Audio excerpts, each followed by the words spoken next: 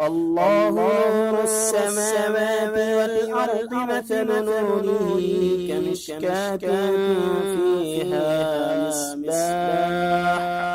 المصباح في زجاجة الزجاجة كأنها كوكب دري يوقد من شجرة مباركة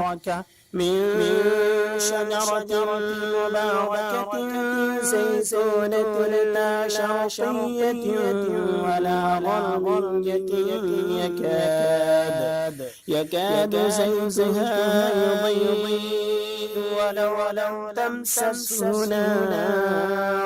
نور على نور يهدي الله لنوره من يشاء ويضرب الله الأمثال للناس والله بكل شيء عليم. وبه نستعين وصلى الله وسلم على سيد الأنبياء والمرسلين وعلى آله وأصحابه أجمعين ومن تبعهم بإحسان إلى يوم الدين. أما بعد، اللہ سبحانہ و تعالیٰ نے ہم سب کو جو پیدا فرمایا ہے، اللہ تعالیٰ ہماری حفاظت کا بھی انتظام کیا ہے۔ آپ دیکھیے، بحیثیت ایک انسان، کوئی بھی انسان ہو، اللہ تعالیٰ نے اس کی حفاظت کے لیے آگے اور پیچھے ایک فرشتے کو اللہ نے رکھا ہے۔ لَهُ مُعَقِّبَاتٌ مِّن بَيْنِ يَدَيْهِ وَمِن خَلْفِهِ يَحْفَظُونَهُ مِنْ أَمْرِ اللَّهِ۔ یہ سورۃ الرعد کی آیت ہے کہ اللہ سبحانہ و تعالیٰ ہر انسان کے ساتھ اس کی جو حفاظت ہوتی ہے، حفاظتی انتظامات کے طور پر اللہ نے ملائکہ کو رکھا ہے، لیکن اس کا تعلق تقدیر کونی سے ہے، اللہ نے رکھا ہے اسے۔ ایک اور چیز ہے جو اللہ تعالیٰ نے ہم سے مطالبہ کیا ہے کہ ہم کچھ ایسے وظائف، اوراد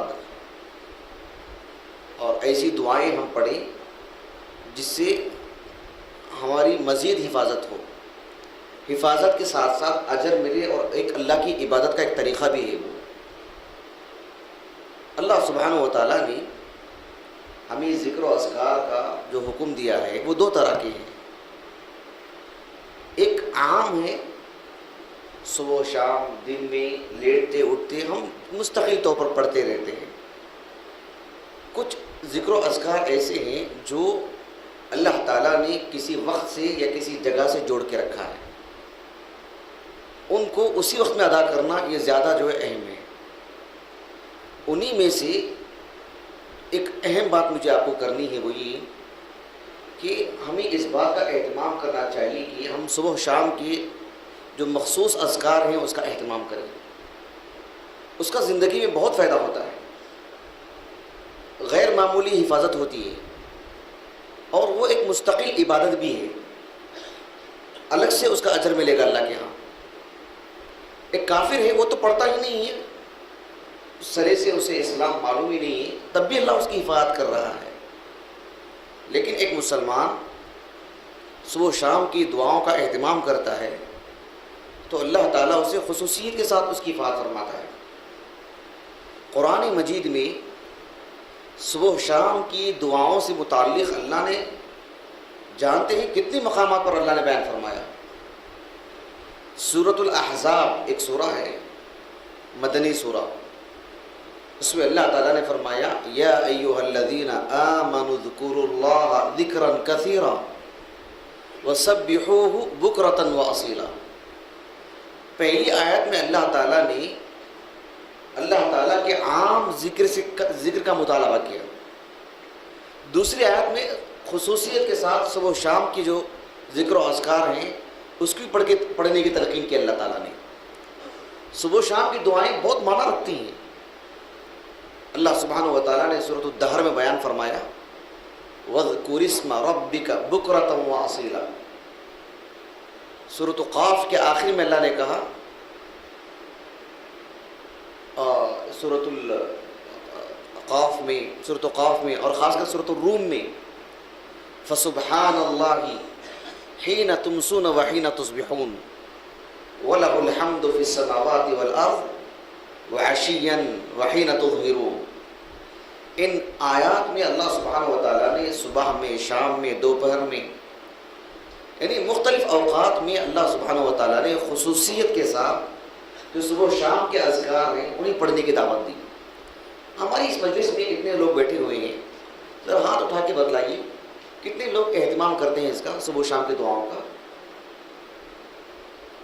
ماشاءاللہ بہت کم، 1% بھی نہیں۔ اور پھر یہ ایک کسی طور پر بھی مناسب نہیں ہے۔ ہم پڑھتے ہیں ہماری بھلائی کے لیے، ہمارے فائدے کے لیے۔ اس مجلس کا آپ نے اندازہ لگایا کہ کم و بیش 100 افراد ہیں تو اس میں 10 افراد بھی نہیں پڑھ رہے ہیں۔ کتنے افسوس کی بات ہے۔ یاد ہے نہیں ہے وہ تو دوسرا سوال ہے، جن کو یاد بھی ہوگا وہ بھی پتہ نہیں پڑھ رہے ہیں کہ نہیں پڑھ رہے ہیں۔ اس سے معاشرے میں اندازہ لگائیے کیا حال چال ہے۔ ہمارا ایک شوق ہے تقریر 1 گھنٹہ سننے کا، عمل کتنا ہے دیکھیے۔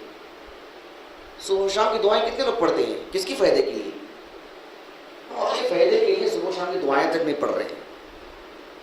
اس کے لیے بیٹھ کے یاد کرنا کہاں ہے ماحول؟ مسجد میں بیٹھیں، فجر کے بعد کبھی مغرب کے بعد آ جائیں، ایک حلقہ لگائیں، صبح شام کے 2 خاص دعائیں ہیں اس کو یاد کریں، گھر میں سنتے رہیں۔ پوچھیں ہماری اپنی اہلیہ کو، ہمارے بچوں کو آپ کو یاد ہے کہ نہیں یاد ہے، آج پڑھے کہ نہیں پڑھے؟ دسیوں ہم شکایتیں کرتے ہیں، یہ مرض ہے، وہ درد ہے، یہ اثرات ہیں، وہ حالات ہیں، ہم اہتمام نہیں کرتے ان سب چیزوں کا۔ داؤد علیہ السلام اللہ کے ایک نبی، ایک بادشاہ، اللہ تعالیٰ نے فرمایا وَسَخَّرْنَا لَهُ الرِّيحَ۔ داؤد علیہ السلام سے متعلق اللہ سبحانہ و تعالیٰ نے سورہ صاد میں بیان فرمایا کہ ہم نے پہاڑ کو اور پرندوں کو اس بات کا حکم دیا کہ یسبحنا لہ بالعشی والاشراق، کہ صبح و شام وہ داؤد علیہ السلام کے ساتھ وہ بھی اللہ کی تسبیح بیان کریں۔ اللہ کے رسول سے اللہ نے کہا صلی اللہ علیہ وسلم وَاسْتَغْفِرْ لِذَنْبِكَ وَسَبِّحْ بِحَمْدِ رَبِّكَ بِالْعَشِيِّ وَالْإِبْكَارِ۔ سورۃ المؤمن کی آیات ہے۔ اللہ کے رسول تک کو اللہ تعالیٰ نے صبح و شام کی ذکر و اذکار کی دعوت دی، اور ہم اس کا اہتمام نہیں کرتے۔ اس کا اہتمام کرنے والوں کو جانتے ہیں اللہ تعالیٰ کتنا فائدہ پہنچاتا ہے۔ ایک واقعہ میں آپ کو سناتا ہوں۔ سنن ترمذی ایک حدیث کی کتاب ہے، اس میں ایک کتاب ہے کتاب الدعوات۔ عثمان ابن عفان رضی اللہ عنہما کے جو فرزند ہیں ابان رحمہ اللہ،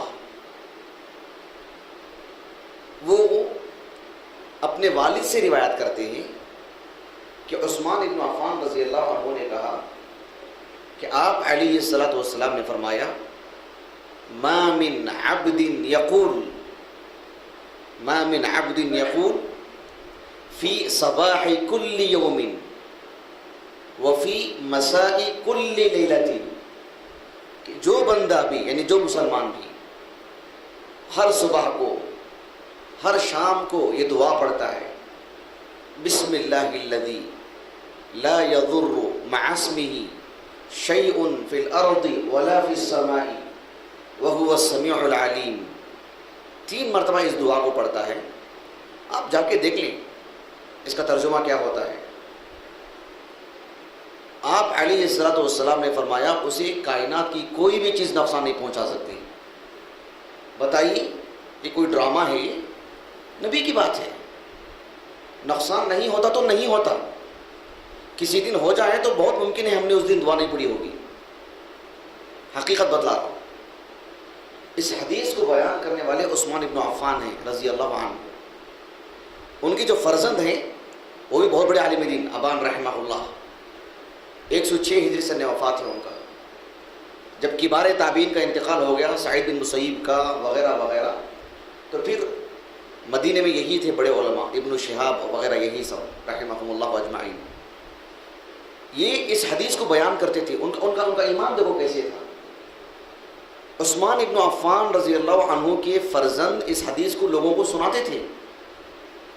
ایک مرتبہ کیا ہوا، 105 ہجری کو ان کے انتقال سے 1 سال پہلے یہ بستر پر پڑے ہوئے تھے اور ایک حصہ پورا ان کا سوج گیا تھا.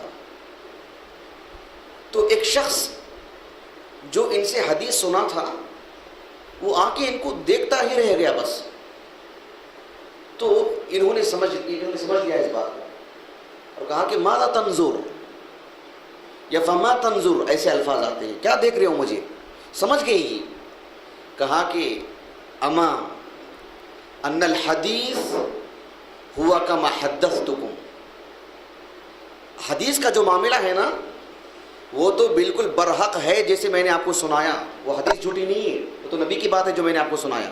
یعنی ان کو تعجب ہو رہا تھا اس آدمی کو کہ حدیث تم نے بیان کی تھی کہ جو صبح و شام 3 مرتبہ اس دعا کو پڑھے گا اسے کچھ نقصان نہیں ہوتا، اور تم کو نقصان ہوا ہے.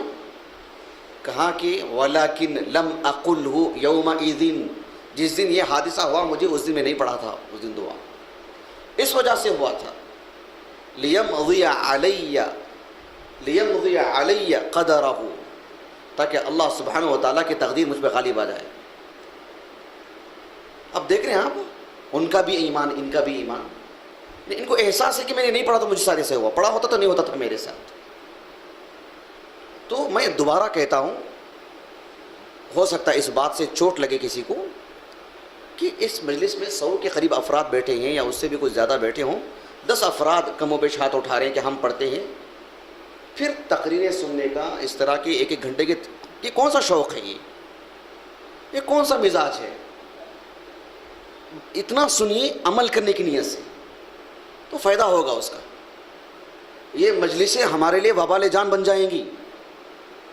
پھر اس طرح کے مقررین کو ادھر سے ادھر سے بلا کر کے یہ کون سا مشغلہ ہم کر رہے ہیں، سب تماشا ہے یہ.